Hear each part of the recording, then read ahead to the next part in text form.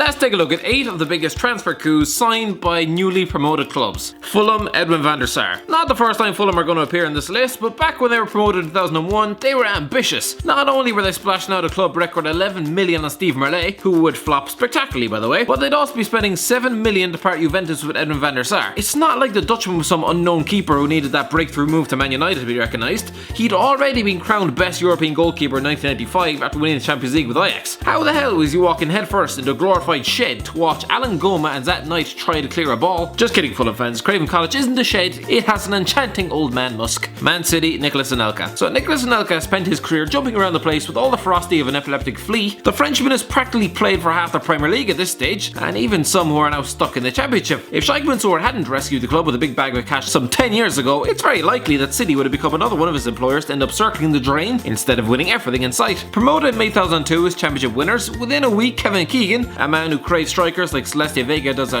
between the legs, was splashing out 13 million to take him from PSG. Joining a squad that included the likes of Sun Ji-hye, Darren Huckerby and Glenn Whelan, I'm surprised Anelka wasn't running for the hills after the first training session. Newcastle, Hatem Ben Arfa. Yeah, you might have thought the days of transfer coups had long since escaped Newcastle, when you consider their owner probably demands change from a fiver whenever he buys a sandwich in Greggs. For him, I'm guessing there's grease involved. Lots and lots of grease. But no, there's been coups, just not very expensive ones. Hatem Ben Arfa was one in August 2010, initially signed on loan after Newcastle were promoted. There's a damn surprise. It was a coup. The lad was only 23 at the time, and anyone who ever played FIFA 06 back in the day will know that he and Karim Benzema were both supposed to be fighting over Ballon d'Or somewhere down the line. Just what he was doing as James Purch's teammate, I wasn't quite sure. He'd eventually signed a permanent $5 million deal with Newcastle, 2 months after having his leg shattered in 3 places by the human bulldozer that was Nigel de Jong. To be honest, considering the way Jonas Gutierrez was apparently treated, I'm surprised the injured Ben Arfa wasn't handed a pair of crutches and immediately chucked on the first flight back to Marseille. West Ham, Andy Carroll. Well, West Ham were always going to be in here, weren't they? And look, back in 2012, you're damn right Andy Carroll was a transfer coup. The man was still only 23, it had only been 18 months since he'd been made a 35 million player. I'm sure the lads in the Liverpool boardroom still get grief for that one. For West Ham to have bagged him on loan, and especially coupled with a manager who probably has wet dreams about the long ball game, it was a great deal. And then he scored 7 in his first season, tricked everyone into shutting out 15 million for him, and then presumably hit the London scene like it was Stevie Taylor's jaw, and has barely been seen since. Leicester City, Esteban Cambiasso. Hold on,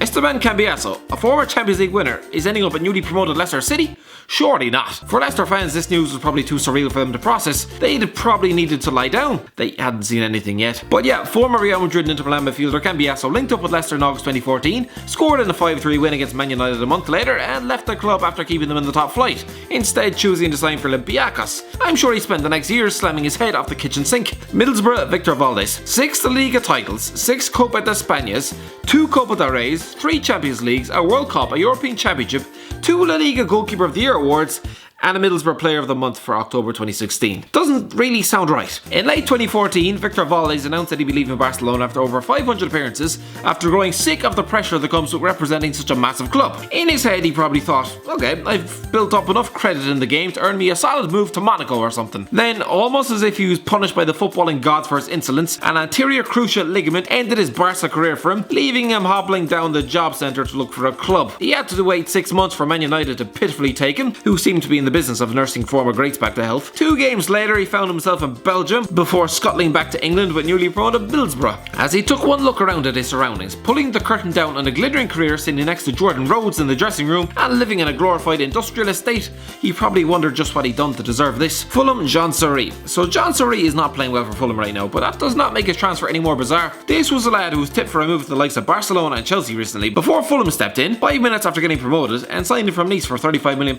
I hope they're paying him well. Wolves, João Moutinho. I could have gone for Rui Patricio as well, but no. João Moutinho is a lad who's been linked with the Premier League for a while, but more the likes of Tottenham and Everton, not newly promoted Wolves. Capped 113 times for Portugal, the 32-year-old former Porto midfielder cost Monaco £40 million just 5 years ago. Now he's after ending up at Wolves for less than $5 million. I don't know what magic Jorge Mendes is weaving up there, but it's pretty miraculous. I'm pretty sure if you asked these lads who Wolves were 2 years ago, they'd have pointed you in the direction of a Liam Neeson movie. Ha ha!